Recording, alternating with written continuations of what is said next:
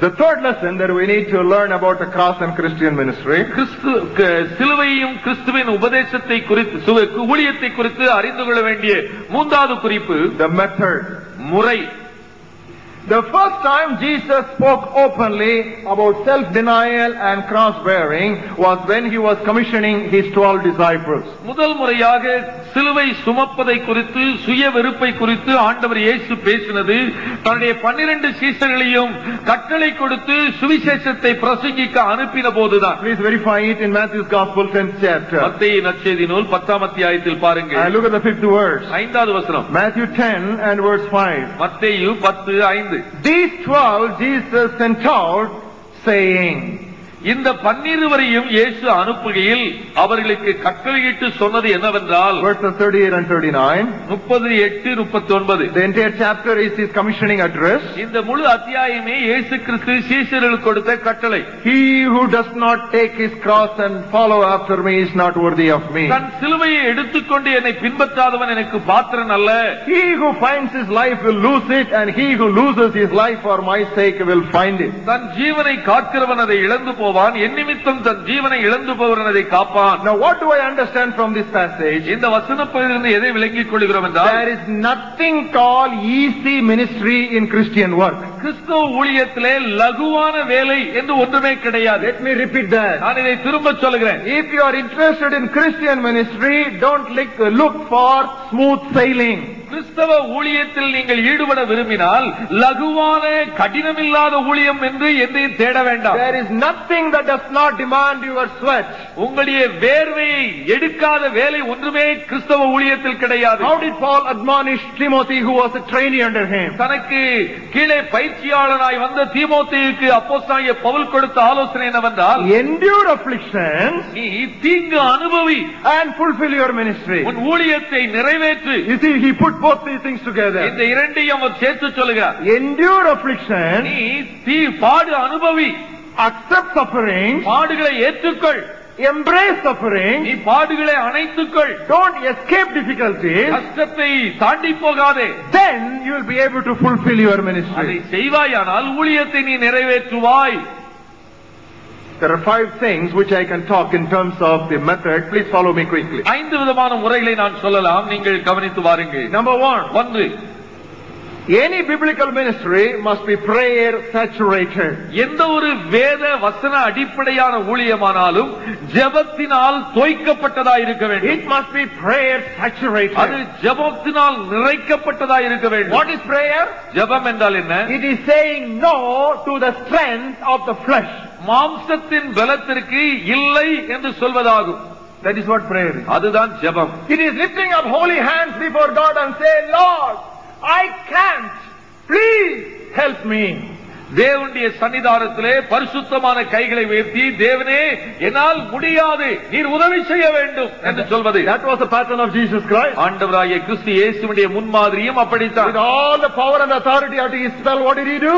அவர் தனக்கு அருளப்பட்டிருக்கிற எல்லா தேவ வல்லமை மகிமை உடையவராய் இருந்தும் என்ன சொன்னார்? He emptied himself தம்மை தாமே வெறுமையாக்கி and he asked the Lord to fill him. தன்னை தேவன் நிரப்பும்படியாய் கேட்டார். That is what prayer is. அதுதான் ஜெபம் என்பது. Lord, I can't. தேவனே என்னால் முடியாது. Lord, I can't. தேவனே என்னால் முடியாது. You said even a small thing I cannot do without you. உம்மால் அன்றி என்னால் சிறு காரியம் முதலாய் செய்ய முடியாது. Help me, Lord. தேவனே எனக்கு உதவி செய்யும்.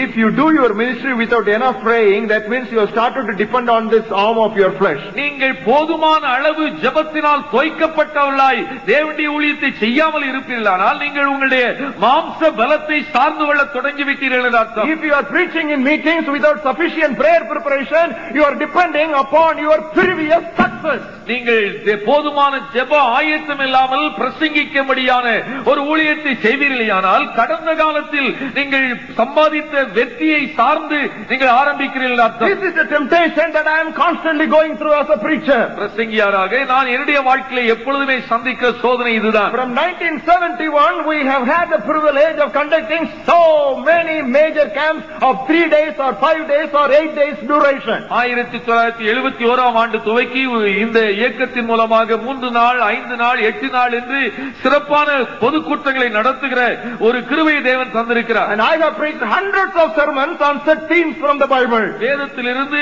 தெரிந்தெடுக்கப்பட்ட கருப்பொருள்கள் அடிப்படையிலே நூற்றுக்கணக்கான பிரசங்கங்களை செய்திருக்கிறார். And I have told my friends, if the Lord takes my life today for another 25 years, you have got enough new material for Blessing Magazine. தேவனுடைய கிருபையினாலே தேவன் எனக்கு இன்னொரு 25 ஆண்டுகளை கொடுப்பாரேயானால், நான் இன்றைக்கு மரித்து போனானால் இந்த ஆசீர்வாத பத்திரிகையை எழுதுவதற்கு இன்னும் 25 ஆண்டுகளுக்கு போதுமான கட்டுரைகள் எனக்கு உண்டு. I have given you enough material. It is available in cassette. You can print for another 25 years. நான் 25 ஆண்டுகளுக்கு பத்திரிகையிலே பிரசுரம் செய்வதற்கு போதுமான செய்திகளை கேசட்டிலே கொடுத்திருக்கிறேன். And we have had so many conventions and so many conferences. நாம் அதிகமான கன்வென்ஷன் கான்ஃபரன்ஸ் நடத்தி இருக்கிறோம்.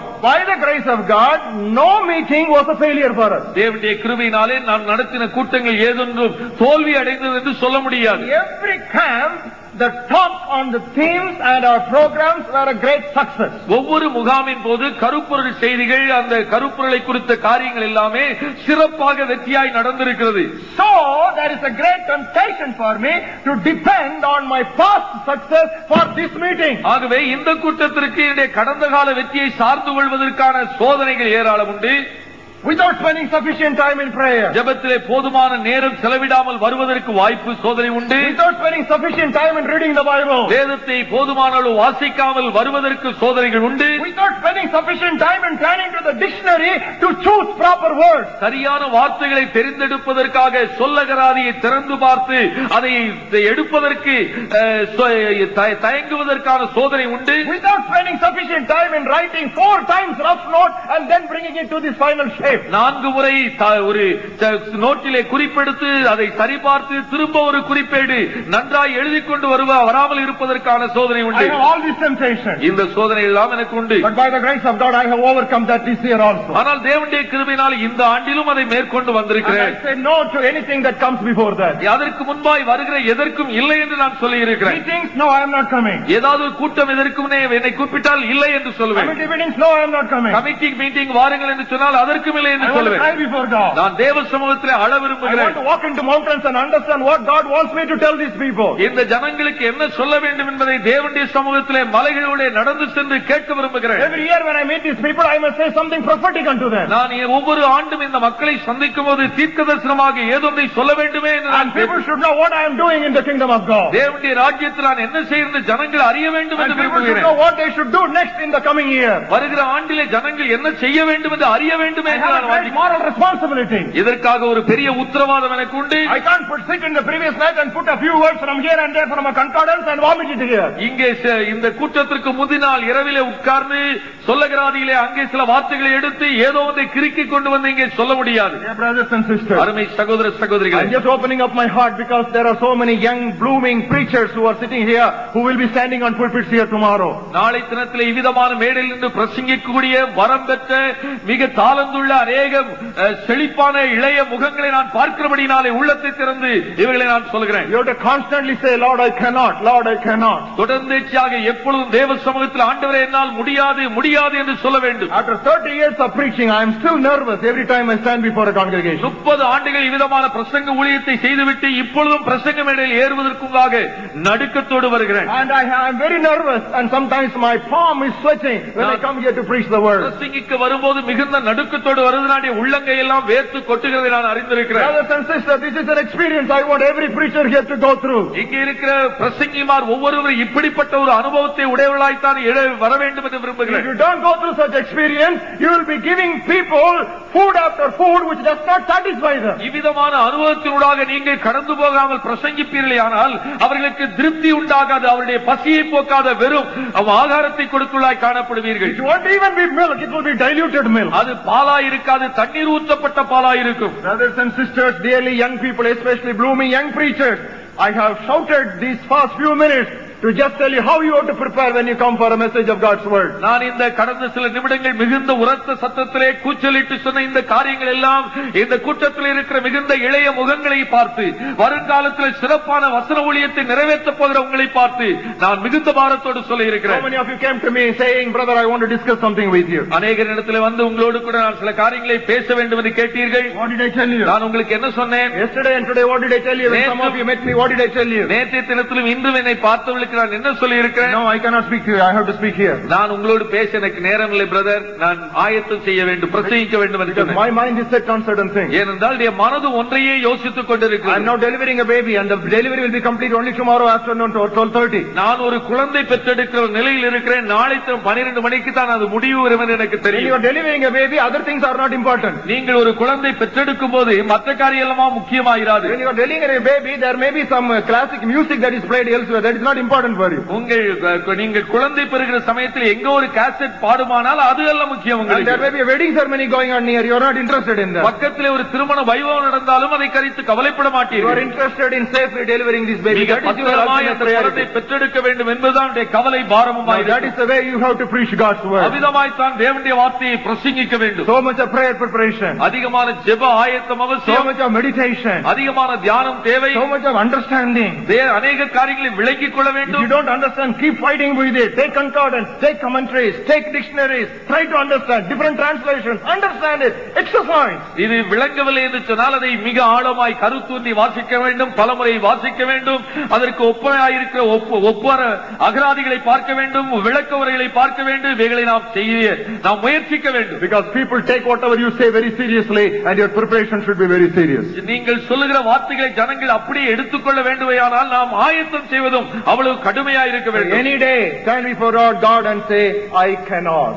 ஒவ்வொரு நாளும் எந்த நேரமானாலும் தேவ சமூகத்தில் நின்று என்னால் முடியாது என்று சொல்ல வேண்டும். Not a formal confession but a real confession. வெறும் வார்த்தை அலங்காரத்திற்காக அல்ல, மெய்யாகவே என்னால் முடியாத ஆண்டவர் என்று சொல்ல வேண்டும். Without me you cannot do anything and tell Lord amen. என்னாலே அல்லாமல் உங்களால் ஒன்றும் செய்ய முடியாது என்று ஆண்டவர் சொல்லி இருக்கிறாரே, ஆமையா என்னால் முடியாது என்று சொல்ல வேண்டும். I have not found a song better than what my friend Ezekiel Francis has sung for us. நமக்காய் சகோதரன் எசேக்கியா பிரான்சிஸ் பாடின பாடலுக்கு ஒப்பாக வேறு எதை என்னால் சிந்திக்க முடியவில்லை. உம்மால் அன்றி என்னால் ஆகும் என்று சொல்ல ஒன்றுமில்லை. I don't think any other song can come anywhere near that during this generation. இந்த தலைமுறையிலே இவ்விதமான ஒரு அறிக்கையை சொல்வதற்கு அந்த பாடலுக்கு இணையாய் வேறு இருக்க முடியாது. சிறுவன் கை ஐந்தப்பம் எடுத்தாசீர்வதியும், சிறுவன் கை ஐந்தப்பம். And you know what I tell God? At least that boy had 5 loaves and 2 fish. I don't even have that.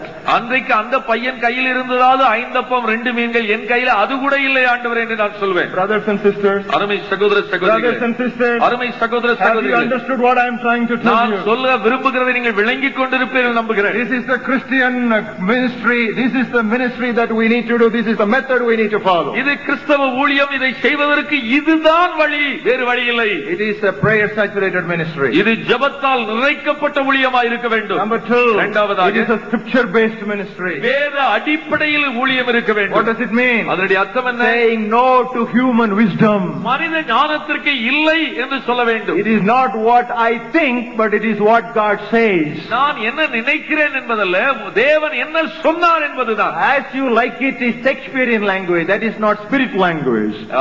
நீ விரும்புகிறபடி என்கிறது ஷேக்ஸ்பியருடைய இலக்கிய பாணி. ஆனால் தேவ ஆவியானுடைய வார்த்தை அதுவல்ல. It's not as you like it, but as you read it. நீ விரும்புகிறபடி அல்ல, நீ என்ன வாசிக்கிறாய் என்பதை பொறுத்துதான். You know, the entire scripture passage was concerning Jesus Christ. இந்த முழு வேத வாக்கியங்களும் கிறிஸ்து இயேசுவை பற்றியது. But he confined himself to the limits and boundaries and structures set by the Holy Word. பரிசுத்த வேத வாக்கியங்கள் என்ன எல்லையை போட்டிருந்ததோ அந்த எல்லைக்குள்ளேயே இயேசு போனார். He functioned within the promises and premises of God's word. தேவனுடைய வசனத்தினுடைய வாக்குத்தத்தங்களின் எல்லைக்குள்ளேயே அவர் இருந்தார். He never dared to cross the boundary. இந்த எல்லையை ஒருபோதும் அவர் தாண்டவே இல்லை. In the coming days, வரும் நாட்களிலே, in the coming days, வரும் நாட்களிலே it is going to become very costly to stay within the biblical boundaries in the ministry. ஊழியங்களிலே வேத வசனத்தின் எல்லைக்குள்ளே இருந்து செய்வது என்பது மிக கடினமாயிருக்கும். It's going to become very difficult. அது கிரயம் கஷ்டமாயிருக்கும். Because in the last days men shall heap teachers for themselves with itching ears, not giving unto the facts of God's word, but fables of human intellectuals. கடைசி நாட்களே மனிதர்கள் செவித்துணர்வுள்ளவர்களாகி தங்கள் இருதயத்திற்கு எண்ணத்திற்கு ஏற்ற உபதேசிகளை பிரசங்கிமார்களை தேடுகிற ஒரு நாட்கள் வருகிறது. And those days are already upon us. அந்த நாள் ஏற்கனவே நம் பேரில் வந்திருக்கிறது. So you have to bear the cross if you have to limit your ministry within the scripture. ஆகவே உங்களுடைய ஊழியத்தை வேத வசனத்தின் எல்லைக்குள்ளே வைக்க வேண்டுமானால் சிலுவை சுமந்தே இருந்தாக வேண்டும். Otherwise, if you want to be a freelancer, you will become very popular. எந்த எல்லையும் இருக்கக்கூடாது, நான் தாராளமாய் போக வேண்டும் என்றால் வேத வசனமே தேவையில்லை. But for everything, if you want to check against the anvil of the scriptures, what does the scripture say? What does the scripture say? What does the scripture say? I tell you, it is excruciating. ஆனால் ஒவ்வொரு காரியத்தையும் நீங்கள் செய்வதற்கு முன்பாக, பிரசங்கிக்கிறதுக்கு முன்பாக தேவ வாக்கியம் என்ன சொல்கிறது, வேத வாக்கியம் என்ன சொல்கிறது என்று நீங்கள் பரிசோதித்துக் கொண்டே போவது என்பது சுலபமாயிருக்காது. அது வேதனையான ஒரு அனுபவமாயிருக்கும். So our ministry should be scripture based. ஆகவே நம்முடைய ஊழியமானது வேத வசனத்தின் அடிப்படையில் இருக்க வேண்டும். Thirdly, மூன்றாவதாக our ministry should be body involved. நாம் ஒரு சரீரத்தின் கூட்டமைப்பாய் இருக்க வேண்டும். It has to be a team involved ministry. அது ஒரு குழுவின் ஊழியமாய் இருக்க வேண்டும். You have to say no to the spirit of individualism.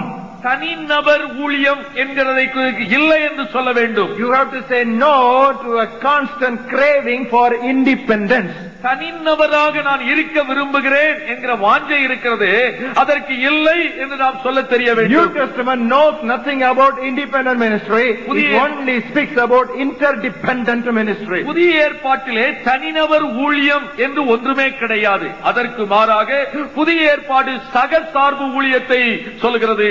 Teamwork is difficult. குழுவாக ஊழியம் செய்வது என்பது மிக கடினமான ஒன்று. Let me say that again. நான் திரும்பவும் சொல்கிறேன். Teamwork is difficult. குழுவாக ஊழியம் செய்வது கடினமானது. Teamwork means crucifixion to your self desires. இந்த குழு ஊழியம் என்று சொன்னால் உங்களுடைய சுய சித்தத்திற்கு சிலுவையில் அடிக்கப்பட வேண்டும். Sometimes what you say will be accepted, many times what you say will be rejected. சில சமயங்களிலே நீங்கள் சொல்கிறதை ஏற்றுக்கொள்வார்கள், ஆனால் அநேக சந்தர்ப்பங்களில் நீங்கள் சொல்வதை ஏற்றுக்கொள்ள மாட்டார்கள். And to live with such people, it is self crucifixion. அப்படிப்பட்ட மக்களோடு சேர்ந்து ஊழியம் செய்வது என்பது சிலுவையில் அடிப்பதனுடைய அனுபவம் தான். That is team ministry. அதுதான் குழுவின் ஊழியம். In team ministry, your name Stanley will not stand out. குழுவாக ஊழியம் செய்யும் போது ஸ்டான்லி என்கிற பெயர் உயரே வராது. You have to only stand as a group together.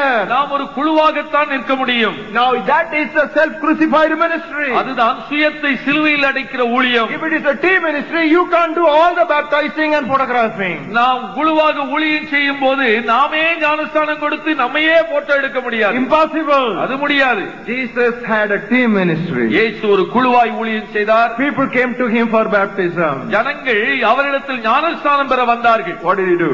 அப்பொழுது அவர் என்ன செய்தார்? Did he baptize or he asked the disciples to baptize? அவர் ஞானஸ்தானம் கொடுத்தாரா, சீஷர்கள் ஞானஸ்தானம் கொடுக்க சொன்னாரா? There's a great truth. அதுதான் பெரிய உண்மை. அது People will say, brother, நீங்க கொடுங்க brother, உங்க கையால கொடுங்க brother. எல்லாம் கொடுக்கிறதுல தான். உங்க கையால கொடுங்க. Brother, you give. நீங்கள் உங்கள் கையாலே கொடுக்க வேண்டும் என்பார்கள் ஞானஸ்தானம். I once asked a preacher. நான் ஒரு முறை ஒரு பிரசங்கியாரை கேட்டேன். Actually a pastor. ஒரு போதகர், ஒரு மேய்ப்பர். அவர் Pastor, Sunday morning 9 o'clock is the service.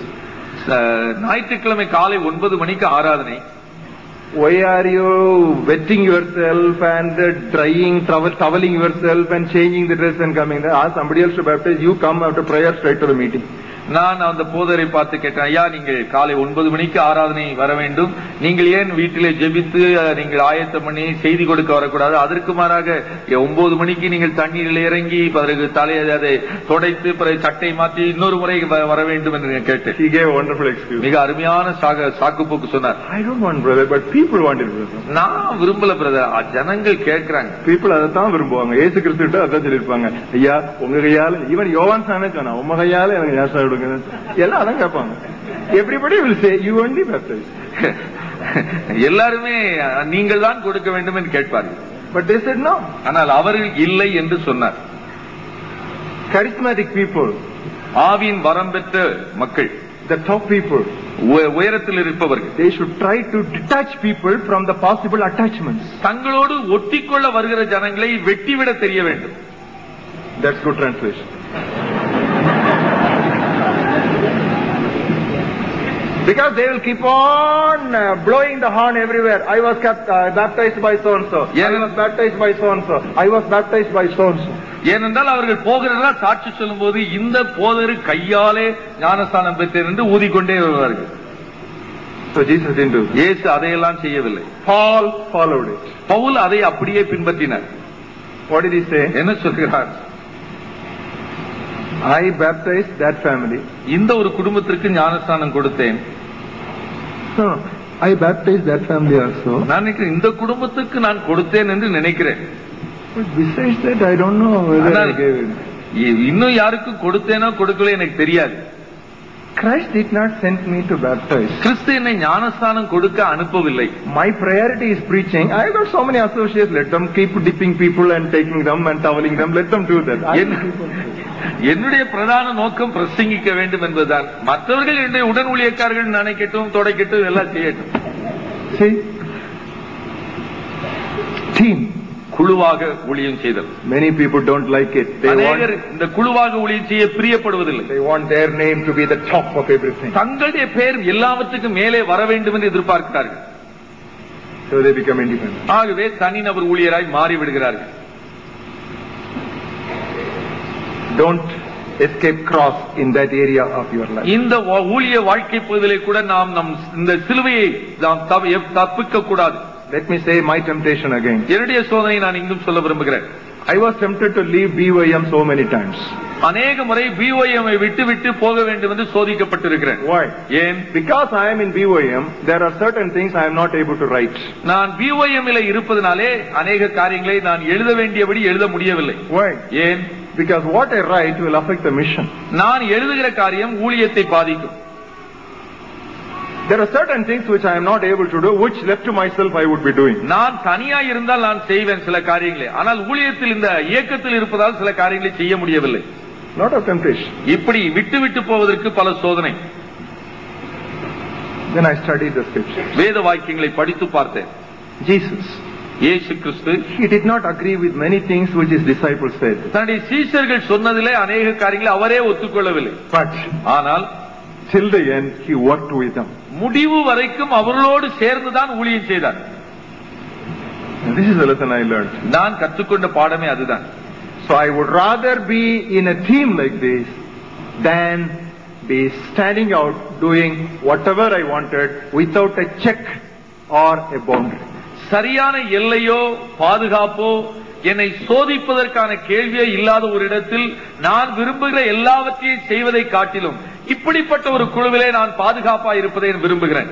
And by God's grace I decided. தேவனுடைய கிருபையினாலே அது அப்படியே இருக்க தீர்மானித்திருக்கிறேன். Maybe you will get temptation on a different level. ஒருவேளை உங்களுக்கு வேறு நிலையில் சோதனைகள் வரலாம். But Christian ministry is always a body. ஆனால் கிறிஸ்தவ ஊழியம் என்பது குழுவான ஒரு ஊழியமே.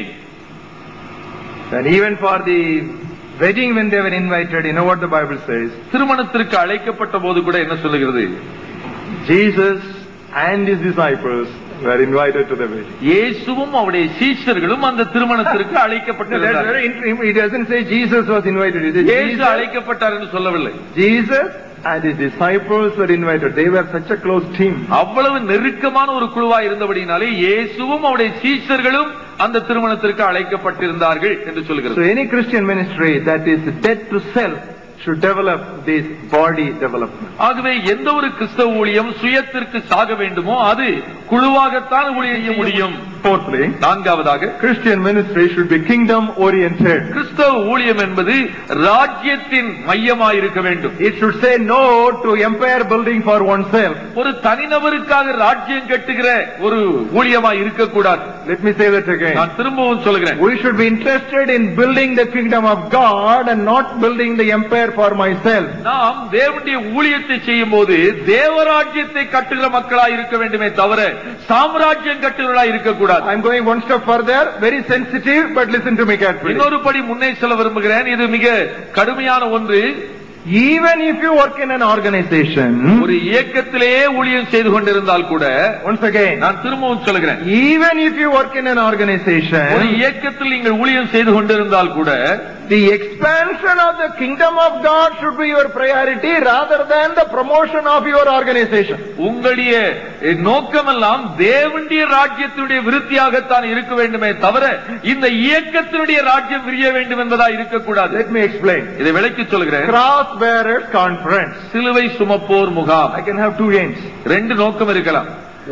ஒன்று, because we gather 1,000 people or 1,200 people together, we are consolidating BOM ministry in Tamil Nadu. இந்த மாநாட்டிலே 1000 1200 பேரை நாம் ஒரு விசையாய் கூட்டுவதனாலே இந்த ஆசீர்வாத இளைஞர் இயக்கத்தின் ஊழியத்தை தமிழ்நாட்டிலே இன்னும் ஆழமாய் வேரூன்றி நிறுத்துகிறோம். And we are going to get more pledge partners. நம்முடைய ஊழியத்திற்கு अनेक பங்குதாரர்கள் இதன் மூலமாய் கிடைப்பார்கள். நமக்கு இன்னும் நிறைய ஆள் கிடைக்க போகுது. Now that can be one desire. அது ஒரு விருப்பமா இருக்கலாம். But another desire. இன்னொரு விருப்பம், let that come or don't come. இவர்கள் வரட்டும் வராமல் போகட்டும். But ஆனால் because of this 3 days ministry of preaching on cross bearing, சிலுவை சுமத்தல் என்கிற இந்த சத்தியத்தை இங்கே வருகிற மக்களுக்கு பிரசங்கிப்பதன் மூலமாக, whether they belong to BYM or HIM or IEM or whatever M, அது BYM இருக்கட்டும், HIM இருக்கட்டும், IEM இருக்கட்டும், வேறு எந்த எம்ஐயும் இருக்கட்டும், let them take these truths and let them grow in that, so that the kingdom of God, like a leaven that is leaven of the whole lump, will grow. இது ஒரு புளித்த மாவை போல இவர்கள் இந்த உபதேசத்தை எடுத்துக்கொண்டு அவர்கள் இருக்கிற ஊழியம் எதுவா இருந்தாலும் அதை எடுத்துக்கொண்டு போய் அங்கே இருக்கிற மாவெல்லாம் புளித்து போக பண்ணினால் போதும் என்று இருந்தால் போதும். Now these are the two alternatives I have to choose from. இந்த இரண்டில் ஏதாவது ஒன்றைத்தான் நான் தெரிந்து கொள்ள முடியும். Honestly before God, I tell you the truth, I am not lying. The Holy Spirit is my witness that I have come here with a second aim, that is the kingdom of God should expand.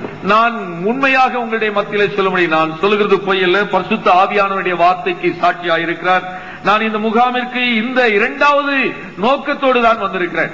The same thing I do when I go for missionary convention. Missionary கன்வென்ஷனுக்கு போகும்போது கூட இதைத்தான் நான் செய்கிறேன். When I give the altar call, நான் அழைப்பு கொடுக்கும்போது, I don't give altar call for missionaries to join BOM. BOM லே மிஷனரியாய் சேர்வதற்காக அழைப்பதே கிடையாது. Sometimes I give the call, take the address, and we send it to French Missionary Prayer Band or Indian Evangelical Church. Just go and apply to them. Join. நான் அங்கே அழைப்பு கொடுக்கும்போது அவளுக்கு நான் சொல்லுகிறது என்னவென்றால், நீங்கள் ஆசீர்வாத இளைஞர் இயக்கத்திலே அல்ல சேர்வதற்கு BOM நீங்கள் FMB லே சேருங்கள், IEM லே சேருங்கள் என்று அவருடைய முகவரியை நான் கொடுப்பதுண்டு. And when I ask about teach about giving, கொடுத்தலை குறித்து பேசும்போது, you know what I say? நான் என்ன சொல்கிறேன்? சொல்கிறேன், give to FMPB, FMPB-க்கு கொடுங்கள், IEM-க்கு கொடுங்கள், GEMS-க்கு கொடுங்கள், and to your church missionary உங்களுடைய organization. சபை மிஷனரி ஊழியங்களுக்கு கொடுங்கள். If you want to give, you give to BOM. BOM-க்கு கொடுக்க விரும்பினால் எங்களுக்கும் கொடுங்கள். You replay all the cassettes I have preached in the past years. This will be the truth I have preached. நான் பிரசங்கித்த இந்த செய்திகள் பதிவு செய்யப்பட்டிருக்க ஒலி நாடாக்களை நீங்கள் கேட்கிறீர்களானால் இதைத்தான் நான் பொதுவாய் சொல்லி இருக்கிறேன். What is the result?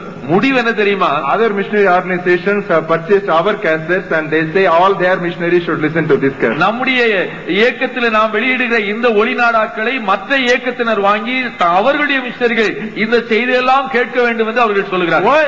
It is not the promotion of BOM, but it is expansion of the kingdom. இது ஆசீர்வாத இளைஞர் இயக்கத்துடைய வளர்ச்சிக்கான செய்தி அல்ல, இது தேவனுடைய ராஜ்யத்தின் விருத்திக்கான செய்தி. Now what I am saying is very sensitive, but we have to come to this. That is the ministry of cross bearing. இது மிக உணர்ச்சி பூர்வமான ஒன்று. இந்த காரியத்திலே நாம் மிகுந்த ஜாக்கிரதையா இருக்க வேண்டும். சிலுவை சுமக்கும் வாழ்க்கை அப்படிப்பட்டது. So you may have a small group, you may have a small ministry, you may have a small team, but when you are thinking about the needs of your small team and small ministry, don't leave the total picture of God's work in the whole world. நாம் ஒருவேளை சிறிய குழுவாக, சிறிய ஊழியமாக, சிறிய அமைப்பாக இருக்கலாம். நம்முடைய ஊழியத்தின் ஒவ்வொரு காரியத்தை நாம் செய்ய நினைக்கும் போது இந்த சிறிய குழுவையே மனதிலே செய்து வைத்துக் கொண்டே அதையே செய்யாதபடிக்கு அனைத்து உலகத்திலும் செய்யப்பட வேண்டிய ராஜரீக தெய்வீக ஊழியத்திற்காக நாம் பிரயாசம் எடுக்க வேண்டும். And God will know whether you are honest in your heart or not. நாம் அதை செய்யும் போது இருதயத்தில் அதை உண்மையாய் இதை செய்கிறோமா இல்லையா என்று ஆண்டவருக்கு தெரியும்.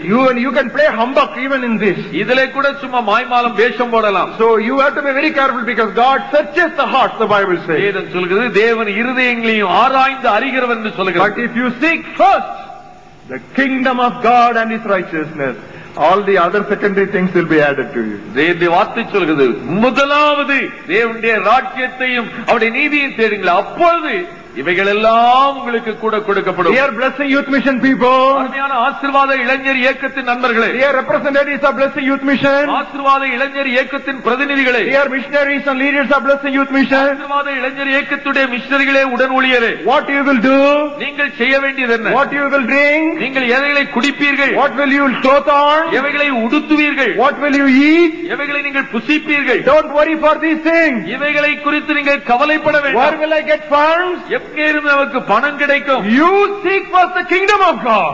முதலாவது நீங்கள் தேவனுடைய ராஜ்யத்தை தேடுங்கள், and all the other things will be added. இவைகளெல்லாம் உங்களுக்கு கூட கொடுக்கப்படும். Whom did he say that? யாருக்கு இதை சொன்னார்? Jesus told it to full-time workers. இயேசு முழு நேர ஊழியருக்கு தான் இதை சொன்னார். Jesus told it to his disciples. தம்முடைய சீஷர்களாய் பின்பற்றின மக்களுக்கு சொன்னார். Who were for the kingdom, he said, you seek the kingdom, then all other your needs will be taken care of. தேவனுடைய ராஜ்யத்திற்காய் வந்தவர்களை பார்த்து தான் நான் சொன்னார், தேவனுடைய ராஜ்யத்தையே தேடுங்கள் என்று. Fifthly, ஐந்தாவதாக, any scriptural ministry has to be world opposed. எந்த ஒரு தேவனுடைய ஊழியமும் உலகத்தால் எதிர்க்கப்படும். We have to say no to the popularities. பேர் பிரஸ்தாபத்திற்கு இல்லை என்று சொல்ல வேண்டும். Jesus prophesied. இயேசு தீர்க்கதரிசனம் சொன்னார், the world will hate you. இயேசு உலகம் உங்களை பகைக்கும். He didn't say the world may hate you. ஒருவேளை உலகம் உங்களை பகைக்கலாம் என்று சொல்லவில்லை. He said the world will hate you. உலகம் உங்களை பகைக்கும்.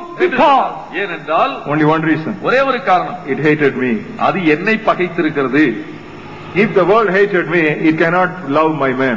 என் உலகம் என்னை பகைத்தது உண்டானால் என் மனிதரை அது நேசிக்காது. If they have done these things to the green tree, what will they do for the dry wood? பச்சை மரமாகிய எனக்கு இதை செய்தது உண்டானால் பச்சை மரமாகிய உங்களுக்கு எதை செய்ய மாட்டார்கள்? I am sending you as sheep among wolves. ஓநாய்களுக்குள்ளே ஆடுகளை அனுப்புகிறது போல உங்களை அனுப்புகிறேன். Dear brothers and sisters, அருமை சகோதர சகோதரிகளே, if you want to really follow this cross-bearing ministry, you will be hated by your family members. சிலுவை சுமக்கும் இந்த ஊழியத்தை நீங்கள் செய்ய விரும்புகிறீர்களானால் உங்கள் குடும்பத்தால் நீங்கள் பகைக்கப்படுவீர்கள். As long as you are giving only tithe to God's work, your husband or wife will not find fault with you. தேவனுடைய ஊழியத்திற்கு நீங்கள் தசமமாக மட்டும் கொடுக்கலாய் இருப்பீர்களானால் உங்களுடைய கணவரோ மனைவியோ உங்கள் பிள்ளைகளோ உங்களை பகைக்க மாட்டார்கள். But suddenly when you go from here and you tell your wife, we have 5 fixed deposits, 1 fixed deposit we will give to the ministry, your wife will begin to hate you.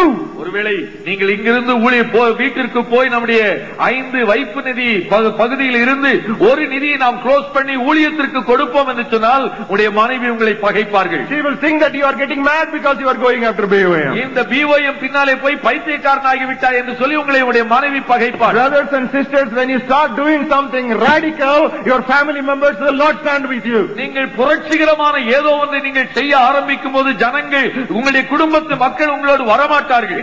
We have the same problem in our family. எங்கள் குடும்பத்தில் அந்த பிரச்சனை இருந்தது. Because my wife இருக்கிறது. My wife will suddenly say, let us give that to the ministry. என்னுடைய மனைவி திடீர்னு சொல்வார், இதை ஊழியத்திற்கு கொடுக்கலாம் என்று. What shall we do? நான் என்ன செய்வோம்? He will ask me, what do you think about it? நீங்கள் என்ன நினைக்கிறீன்னு கேட்போம். Oh, I will scratch my head.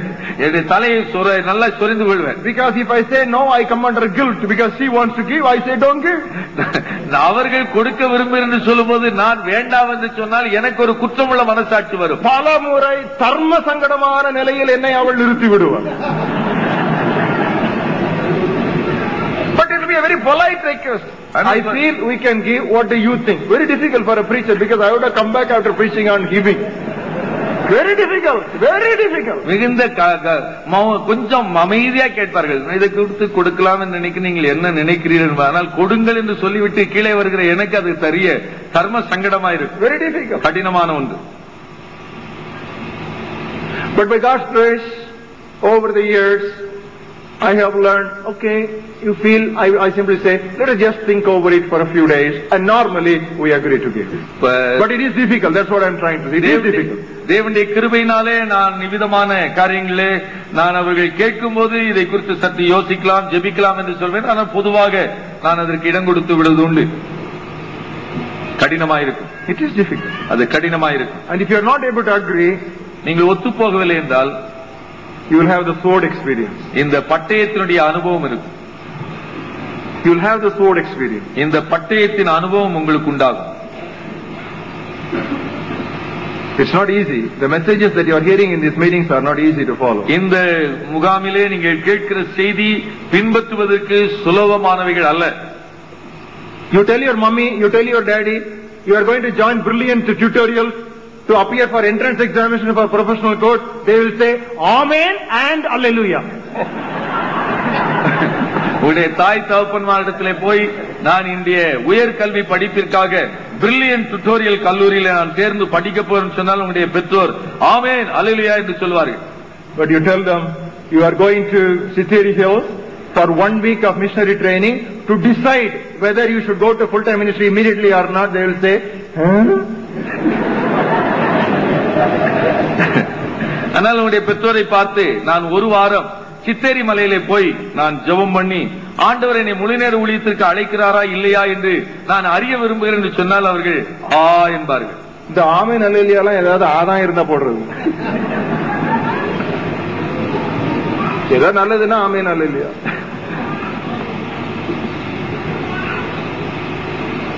விட போறேன், கொடுக்க போறேன், அர்ப்பணிக்க போறேன், கஷ்டப்பட போறேன், விட்டுற போறேன், இதுக்கு ஆமென் அல்லேலூயா போடுறதுக்கு இன்னும் கிறிஸ்தவம் பழகவே இல்லை.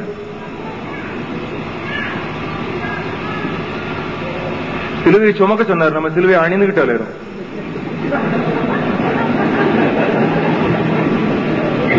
சுமக்கிறது வேற, அணியிறது வேற. He said bear the cross, but we are wearing the cross.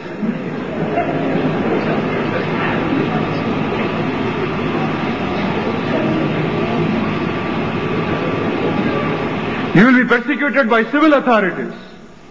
அரசாங்க அதிகாரிகளினால் நீங்கள் துன்பப்படுத்தப்படுவீர்கள். You will be persecuted by the public.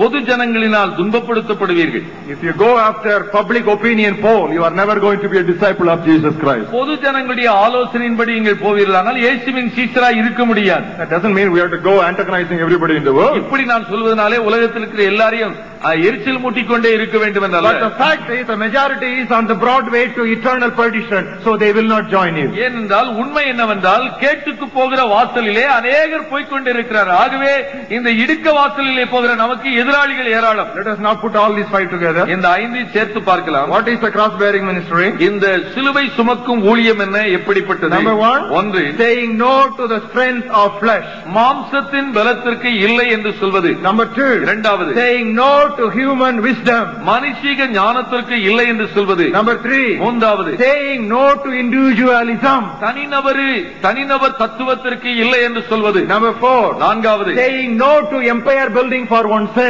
ஒருவருக்காகவே சாம்ராஜ்யம் கட்டுவதற்கும் இல்லை என்று சொல்வது. And number five, ஐந்தாவது, saying no to popularity. பேர் பிரஸ்தாபத்திற்கு இல்லை என்று சொல்வது. I just want you to stand up with me and sing that song number 1 of Father Bergman's.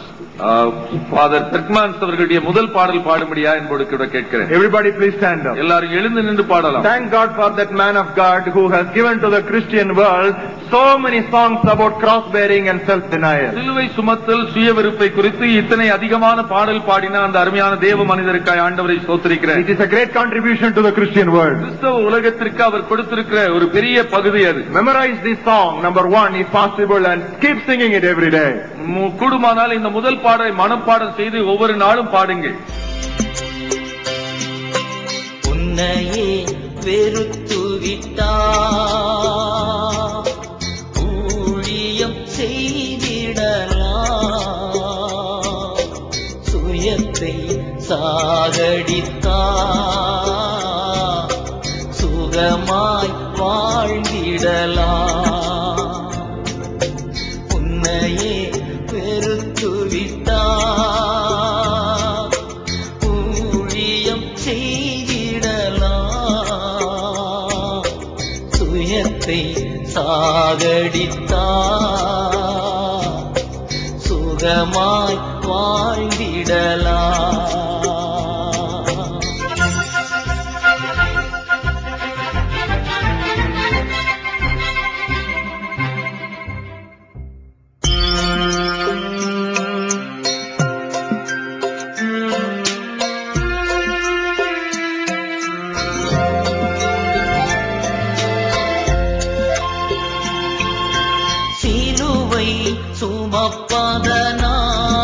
சுமப்பதனால் சிந்தையே மாறிவிடும்,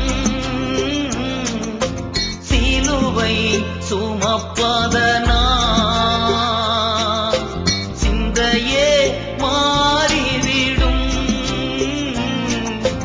நீடிய பொறுமை வரும், நிரந்தர அமைதி வரும், நீடிய பொறுமை வரும், நிரந்தர அமைதி வரும். உன்னையே வெறுத்து விட்டார். ஊழியம் செய்திடலாம், சுயத்தை சாகடித்தார். சுகமாய் வாழ்ந்திடலாம். Of a ministry of the cross, கிறிஸ்துவின் சிலுவை ஊழியத்தினுடைய செய்தி, the motive அதனுடைய நோக்கம், and the method. அதன் முறை. Now we move to the remaining two things and try to cover up as quickly as possible. மீதியுள்ள இரண்டு பகுதியை எவ்வளவு துரிதமாய் பார்க்க முடியுமோ நாம் பார்க்கலாம். The money, பணம். the money. பணம். Money is a good servant but a very bad master in the ministry. ஊழியத்திலே பணம் என்பது நல்ல ஊழியக்காரன் தான், ஆனால் அது மிக மோசமான எஜமான். Unless a person is extraordinarily and extremely careful in this area, he won't realize when he has fallen a victim to this mammon of unrighteousness. இந்த அநீதியான உலக பொருளாகிய பணத்தை குறித்து ஒரு நபர் மிகுந்த அசாதாரணமான அளவில் ஜாக்கிரதையாய் விழிப்பாய் இல்லை என்றால் இதிலே வீழ்ச்சி அடைந்து போவது நிச்சயம். Even in Paul's time, most of the preachers were material minded. Pavul இருந்த காலத்தில் கூட இருந்த அநேக ஊழியர்கள் பண ஆசை உள்ளவளாய், பொருளாசை உள்ளவளாய் இருந்தார்கள். I will say that again because there is a clause that needs to be underlined in that statement. நான் இந்த வார்த்தையை திரும்ப சொல்கிறேன், ஏனென்றால் இதில் சில சொற்றொடர்களை நான் அடிக்கோடிட்டு சொல்ல வேண்டும். Even in Paul's time, most of the preachers were material minded. Pavul ஊழியம் செய்த காலத்தில் கூட பெரும்பான்மையான ஊழியக்காரர்கள் பண ஆசை உள்ளவளாய் இருந்திருக்கிறார்கள். Turn with me to Philippians for an example passage. எடுத்துக்காட்டான ஒரு வசன பகுதியை பிலிப்பியர் நிருபத்தில் பார்க்கலாம். 3rd chapter, 3ஆம் அத்தியாயம், reading from verses 17 to 19. 17 முதல் 19 வரை. Philippians 3:17 to 19. பிலிப்பியர் 3:17 முதல் 19 வரை. Brethren, join in following my example and not those who so walk as you have us for a pattern. சகோதரரே, நீங்கள் என்னோடே கூட பின்பற்றுகிறவர்களாகி நாங்கள் உங்களுக்கு வழிகாட்டுகிறபடி நடக்கிறவர்களை மாதிரியாக நோக்குங்கள். Because ஏனெனில் many walk, of whom I have told you often, now tell you even weeping, that they are the enemies of the cross of Christ. அநேகர் வேறு விதமாய் நடக்கிறார்கள், அவர்கள் கிறிஸ்துவின் சிலுவைக்கு பகைஞர் என்று உங்களுக்கு அநேகம் தரம் சொன்னேன், இப்பொழுது கண்ணீரோடும் சொல்கிறேன்.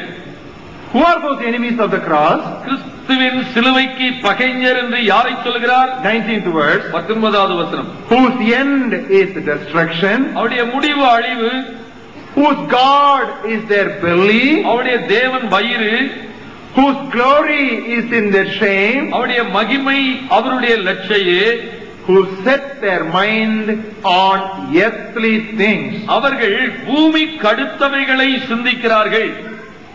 See, Paul is preaching about the preachers who were there in his times. Pavul தன்னுடைய காலத்தில் இருந்த பிரசங்கிமார்கள் அநேகரை குறித்து சொல்கிறார். He was not a critic. அவர் குறை சொல்லி திரிகிற நபர் அல்ல. Be careful. நன்றாய் கவனித்துக் கொள்ள வேண்டும். When somebody gives you a cutting prophetic message, it is very easy to damn it saying it is too critical. ஒரு குறிப்பிட்ட ஊழியக்காரர் ஒரு தீர்க்க தரிசனத்தின் கூர்மையோடு கூட ஒரு காரியத்தை அழுத்தம் திருத்தமாய் சொல்லும்போது இவர் குறை சொல்லுகிறார் என்று சொல்வது சுலபம். It is very easy to dump Paul also among the critics. இவ்விதமான கூர்மையான வார்த்தை சொல்லுகிற இந்த பவுலடியாரையும் இவன் குறை சொல்லுகிற ஊழியக்காரன் என்று சொல்லுவது சுலபம். But what did he say? ஆனால் என்ன சொல்லுகிறார்? I say with weeping. நான் கண்ணீரோடு கூட சொல்கிறேன். Not with an attitude of criticizing other people. மற்றவர்களை குறை சொல்லுகிற நோக்கத்தோடு அல்ல நான் இதை சொல்வது. With weeping I am saying. நான் கண்ணீரோடு கூட சொல்கிறேன். They think that they are the exponents of the cross of Christ, but actually they are not the exponents, they are the opponents. இப்படிப்பட்ட மக்கள் கிறிஸ்துவின் சிலுவையின் உபதேசத்தின் விளக்கவாதிகள் என்று நினைக்கிறார்கள். ஆனால் இவர்களோ கிறிஸ்துவின் சிலுவைக்கு பகைஞராய் இருக்கிறார்கள். They are the enemies of the cross of Christ. He doesn't say they are the enemies of Christ. They are the enemies of the cross of Christ. இவர்கள் கிறிஸ்துவின் விரோதிகள் என்று சொல்லவில்லை, கிறிஸ்துவின் சிலுவைக்கு விரோதிகள் இவர்கள். Why? ஏன்? They set their mind on earthly things. அவர்கள் தங்கள் மனதை பூமிக்கு அடுத்தவைகளிலே புதைத்திருக்கிறார்கள். Does it mean only Paul was perfect and everybody was imperfect? இப்படி அவன் சொன்னதினாலே பவுல் ஒருவன் தான் குறையற்றவன், மற்ற ஊழியக்காரெல்லாம் குறையுள்ளவர்கள் என்று அர்த்தமா? No. There were a handful of people who set their mind on eternal things. ஒரு சில மக்கள் ஊழியக்காரர்கள் தங்களுடைய மனதை பூமிக்கு அடுத்தவைகள் அல்ல பரலோகத்திற்கு அடுத்தவைகளை வைத்திருந்தார்கள். He talks about them in the 2nd chapter. அவர்களை குறித்து 2ஆம் அத்தியாயத்தில் சொல்கிறார். After commending the good, he was criticizing the bad. நல்லவைகளை மேன்மை பாராட்டி சொல்லிவிட்டு தீமையானவைகளை குறை சொல்கிறார். Reading from the 19th verse of 2nd chapter. 2ஆம் அத்தியாயம் 19வது வசனத்திலிருந்து. I trust in the Lord Jesus to send Timothy to you shortly, that I may also be encouraged when I know your state. நானும் உங்கள் செய்திகளை அறிந்து மனத்தேறுதல் அடையும்படிக்கு சீக்கிரமாய் தீமோத்தேயுவை உங்களுக்கு அனுப்பலாம் என்று கர்த்தராகிய இயேசுவுக்குள் நம்பி இருக்கிறேன். Why? ஏனென்றால் I have no one like-minded who will sincerely care for your state. உங்கள் காரியங்களை உண்மையாய் விசாரிக்கிறதற்கு என்னை போல மனதுள்ளவன் அவரையன்றி வேறொருவரும் என்னிடத்தில் இல்லை. Because ஏனென்றால் all seek their own, not the things which are of Christ Jesus. மற்றவர்கள் எல்லாரும் கிறிஸ்து இயேசுவுக்குரியவைகளை தேடாமல் தங்களுக்குரியவைகளையே தேடுகிறார்கள். See, among the Christian preachers there is a minority. கிறிஸ்தவ ஊழியர் மத்தியிலே கூட ஒரு சிறுபான்மையான மக்கள்.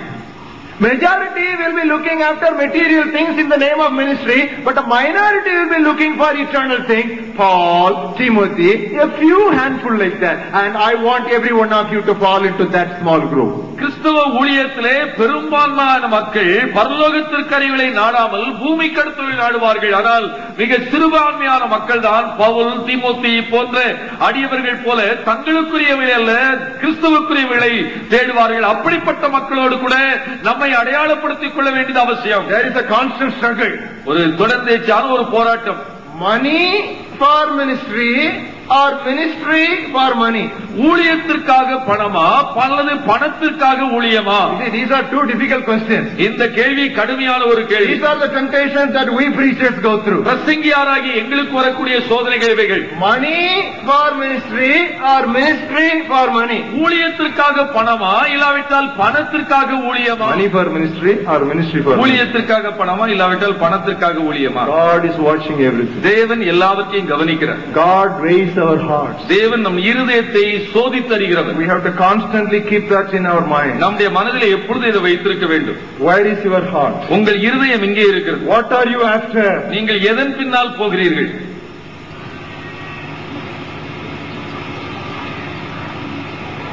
Apostle Paul said, அப்போஸ்தலனாகிய பவுல் சொன்னான், all these things I could have enjoyed, இவை எல்லாவற்றையும் நான் அனுபவித்திருக்கிறேன், but I did not. ஆனால் நான் இவைகளை அனுபவிக்கவே இல்லை.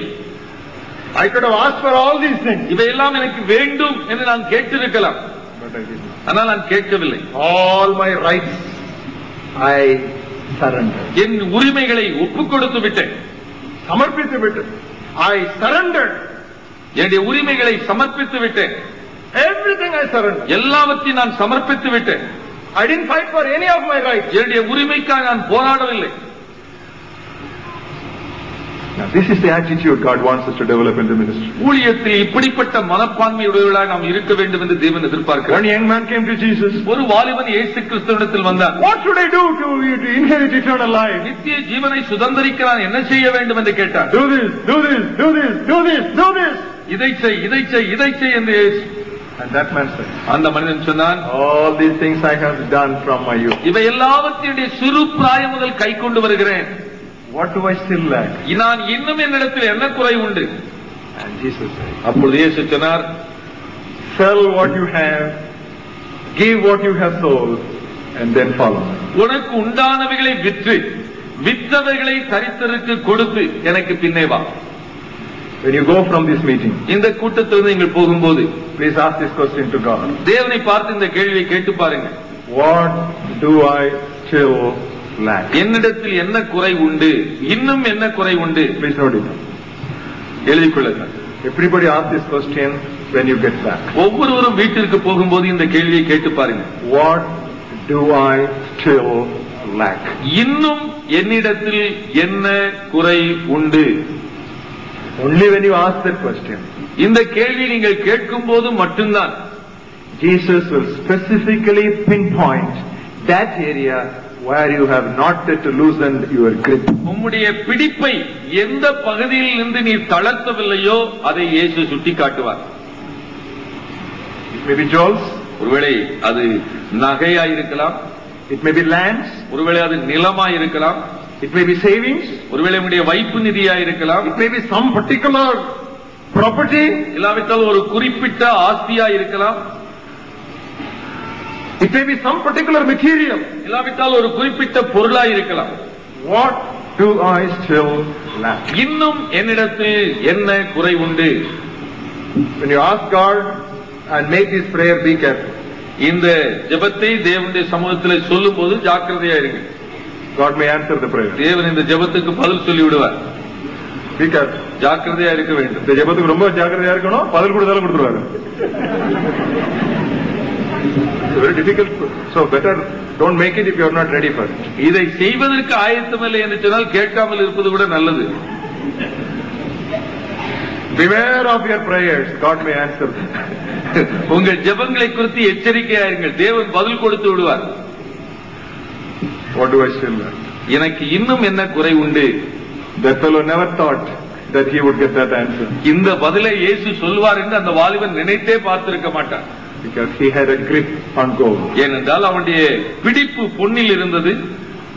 So he became very sorrowful. அவன் மிகுந்த துக்கத்தோட இதை சொல்லுவார்னு நினைக்கல. நீ எத்தனையோ இருக்கு, அதெல்லாம் விட்டுட்டு இதை பிடிச்சுக்கிட்டாரு. நீ பிடிச்சிட்டு இருக்கல. He went away sorrowful. அவன் துக்கத்தோடு போய்விட்டான். He turned the other direction. அவன் வேறு பக்கமாய் Jesus turned the other direction. இயேசு வேறு பக்கமாய் திரும்பி Peter came to him. பேதுரு வந்தார். Master, ஆண்டவரே, we have left everything and followed you. நாங்கள் எல்லாவற்றையும் விட்டு உம்மை பின்பற்றினோம். He was very smart. எங்க எதை போடணும்னு கரெக்டா தெரியும் அவருக்கு. எனக்கு வந்து அங்க முடிச்சிருக்காரு உடனே இதாண்ட சான்ஸ் நமக்கு. Master, ஆண்டவரே, we have left everything. நாங்கள் எல்லாவற்றையும் விட்டோம். What shall we get? எங்களுக்கு என்ன கிடைக்கும்? And Jesus, அப்பொழுது இயேசு சொன்னார், you will sit in the 12 thrones of Israel. நீங்கள் பரலோகத்திலே 12 சிங்காசனத்திலே உட்கார்வீர்கள். And you shall be prince and kings and judges with me. நீங்கள் என்னோடு கூட நீங்கள் ஆளுகை செய்வீர்கள், நியாயாதிபதிகளாய் இருப்பீர்கள். Then we are all standing around. நாமெல்லாம் ஒரு சுற்றி நிற்கிறோம். We are wondering, I wish I was also born in the first century so that I would have become one of the 12. நான் அந்த முதல் நூற்றாண்டிலே அந்த 12 பேர்ல ஒருவனாய் இருந்திருக்கத்தக்கதாக பிறந்திருக்க கூடாதோ? So now Jesus addresses the next circle. இப்போ அடுத்த வட்டத்து மக்களை பார்த்து இயேசு சொல்கிறார், Anyone who lives for the kingdom's sake, lands and houses and families, will get 100-fold here and there in the kingdom. என் நிமித்தம், என் ராஜ்யத்தின் நிமித்தம் யாதொருவன் நிலத்தையாகிலும் குடும்பத்தையாகிலும் விடுகிறவன் இந்த இம்மையிலே 100 மடங்கு அவைகளையும் மறுமையிலும் பெற்று அனுபவிப்பான் என்று இயேசு சொல்கிறார். So it is not only for the 12-member circle. அந்த 12 பேருடைய வட்டத்துக்கு மட்டுமல்ல, you can also be included provided you are ready to loosen your grip. உங்கள் பொருளின் பேரில் இருக்கிற பிடிப்பை நீங்கள் தளர்த்தி கொடுக்கிற நபர்களாய் இருக்கக்கூடுமையானால் அதே வாக்குத்தத்தம் உங்களுக்கும் உரியது. Become rich towards God. தேவனுக்கு ஏற்ற ஐஸ்வர்யவான்களாக வேண்டும். Where your treasure is, there your heart is. உங்கள் ஆஸ்தி எங்கேயோ அங்கே உங்கள் இருதயம் இருக்கும். Fifthly and finally, ஐந்தாவதாகவும் கடைசியாகும் the messenger. செய்தியாளர். The messenger. செய்தியாளர். Some Greeks had come to worship in the temple. ஒரு சில கிரேக்கர்கள் தேவாலயத்தில் தொழுது கொள்ள வந்தார்கள். Why did they come? ஏன் வந்தார்கள்? They didn't come to watch fun, but they came to worship God. அங்கே வேடிக்கை பார்க்கறதுக்காக வரவில்லை, தேவனை ஆராதிக்க வந்தவர்கள். But having come to worship God, their intense desire to see Jesus was multiplied. அவர்கள் தேவனை ஆராதிக்க வந்த அந்த வேளையில் அங்கே இயேசு இருக்கிறார் என்று கேள்விப்பட்ட போது அவரை பார்க்க வேண்டும் என்ற வாஞ்சை மேலோங்கி விட்டது. So they asked Philip. ஆகவே பிலிப்பை பார்த்து கேட்டார்கள், Sir, ஐயா, a very endearing term. A very endearing term. மிக அருமையான பாசத்தோடு கூட கேட்டார்கள், Sir, ஐயா, we want to see Jesus. இயேசுவை காண விரும்புகிறோம். The message was faithfully conveyed to the master. அவர்கள் கேட்ட அந்த செய்தி அங்கே ஆண்டவருக்கு சொல்லப்பட்டது. What did Jesus say? இயேசு என்ன சொன்னார்? Except a corn of wheat falls to the ground and dies, it shall remain alone. கோதுமை மணியானது நிலத்தில் விழுந்து சாகாவிட்டால் அது தனித்திருக்கும். But if it dies, ஆனால் செத்ததே ஆகில் it will produce more fruit. அது மிகுதியான பலனை கொடுக்கும். They want to come and see a 6-footed man who is known for his rich wisdom of the scriptures. வேத வாக்கியங்களிலே ஞானவானாய் இருக்கிற 6 அடி மனிதனை அவர்கள் காண விரும்பினார்கள். They want to see Jesus who was performing miracles after miracles. அற்புதங்கள் மேல் அற்புதங்களை செய்கிற அற்புத மூர்த்தி இயேசுவை காண விரும்பினார்கள். They wanted to see Jesus who stopped the arguments of lawyers and Pharisees. நியாயசாஸ்திரிகள் பரிசேயுடைய வாயை அடைத்த இயேசுவின் தத்துவத்தை கேட்க விரும்பினார்கள். They wanted to see Jesus before whose wisdom nobody could ever stand to reason. அவருடைய ஞானத்திற்கு முன்பாக ஒருவரும் நிற்க முடியாது இருந்தது. அப்படிப்பட்ட இயேசுவை காண விரும்பினார்கள். But they said, ஆனால் அவர்களுக்கு சொன்னார், I must die. நான் சாக வேண்டும். I don't want you people to see me and be attracted and become my disciples. நீங்கள் என்னை இந்த சரீரத்தில் பார்த்து என்னுடைய சீஷராய் இருக்கும்படியா நான் விரும்பவில்லை. My principle of multiplication and reproduction is my crucifixion and death. என்னுடைய பெருக்கும் தத்துவம் என்பது, நான் வர்த்திக்க பண்ணுகிற தத்துவம் என்பது தனிநபராக நான் மரிக்க வேண்டும். அது நான் சாகும் போது நிறைவான பலன் கிடைக்கும். When I was a student in 1963, I used to have the habit of reading Herald of His Coming.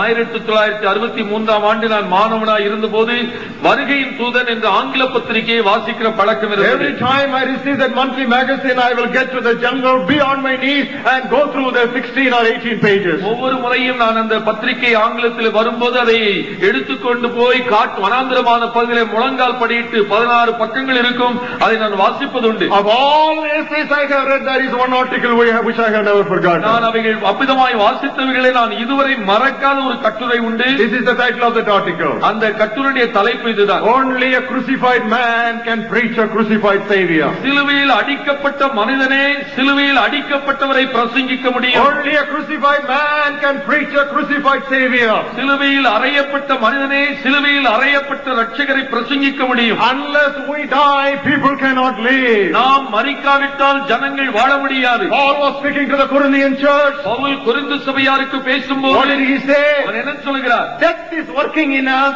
and life is working in you. மரணமானது எங்களிலும் ஜீவனானது உங்களிலும் கிரியை செய்கிறது. In other words, he was saying, we are dying so that you may be living. இன்னொரு வார்த்தையை சொன்னால், நாங்கள் மரிக்கிறோம் நீங்கள் பிழைக்கும்படியாக. I want to say something what we know about Kohima in Nagaland. நாகாலாந்திலே கொஹிமாவை குறித்து நாம் அறிந்திருக்கிறோம் ஒன்றை சொல்ல விரும்புகிறேன். During Second World War, the Japanese troop was coming to take over India, but Americans and Britons and the Indians and so many allied forces, they stopped the advancing forces of Japanese there at Kohima. உலக மகா யுத்தம் நடந்து கொண்டிருக்கும் போது ஜப்பானிய ராணுவத்தினர் இந்திய தேசத்தை பிடிப்பதற்காக அவர்கள் கொஹிமா நாகாலாந்து வழியாக அவர்கள் முன்னேறி வரும்போது அமெரிக்க ஐக்கிய நாடுகள் சபை, அமெரிக்க ஐக்கிய நாடுகளுடைய ராணுவம், ஐரோப்பிய ராணுவம், இந்திய ராணுவம் போன்ற நேச நாடுகளுடைய ராணுவம் அவர்களுக்கு எதிராக புறப்பட்டு போனார்கள். And most of the thousands of soldiers died because of the Japanese shots. அந்த ஜப்பானிய போர் வீரர்கள் துப்பாக்கியினால் சுட்டதினாலே ஆயிரக்கணக்கான போர் சேவர்கள் நேச நாடுகளிலே மரித்து போனார்கள். But today in Kohima there is a big cemetery, and at the entrance of the cemetery this is what is written about those dead soldiers. இன்றைக்கு கொஹிமாவிலே இந்த மரித்து போன போர் சேவருடைய ஞாபகார்த்தமாக ஒரு கல்லறை தோட்டம் இருக்கிறது. அந்த நுழைவாயிலிலே ஒரு வாசகம் இருக்கிறது. This is what is written there. எழுதப்பட்டிருக்கிற வார்த்தை இதுதான். They gave their tomorrow so that you might have today. இன்றைக்கு என்கிற ஆசீர்வாதத்தை நீங்கள் பெற்றுக்கொள்ளத்தக்கதாக அவர்கள் தங்கள் நாளை தினத்தை ஒப்புக் கொடுத்தார்கள். They gave their tomorrow so you may have today. நீங்கள் இன்று என்கிற ஆசீர்வாதத்தை பெறுவதற்காக அவர்கள் நாளை என்கிற ஆசீர்வாதத்தை கொடுத்தார்கள். Jesus gave himself a burnt offering so that we may become alive unto God. இயேசு கிறிஸ்து தம்மை தாமே தேவனுக்கு சுகந்த வாசனையாக ஒப்புக் கொடுத்ததினால் நாம் பிழைத்திருக்கிறோம். Jesus gave himself as a burnt offering. Let us pour ourselves as a drink offering. ஆண்டவராகிய இயேசு கிறிஸ்து தம்மை தாமே தகன பலியாய் ஆண்டவருக்கு ஒப்புக் கொடுத்ததினால் இன்றைக்கு நம்மை அவருக்காக பான பலியாய் வார்க்க கடவோம். When Paul was writing to his very dear and near Philippian congregation, அப்போஸ்தலனாகிய பவுல் தனக்கு மிக அருமையான பிலிப்பு திருச்சபைக்கு நிருபத்தை எழுதும்போது he said, I am ready to be poured as a drink offering on the sacrifice of your faith. நான் உங்கள் விசுவாசமாகிய பலியின் மேல் இப்பொழுதே பான பலியாய் வார்க்கப்பட விரும்புகிறேன். I want to be poured as a drink offering on your faith. உங்கள் விசுவாசமாகிய பலியின் பேரில் நான் பான பலியாய் வார்க்கப்பட விரும்புகிறேன். What is drink offering in the ministry? ஊழியத்திலே பான பலி என்றால் என்ன? Number 1, ஒன்று tears. கண்ணீர். Number 2, இரண்டாவது sweat.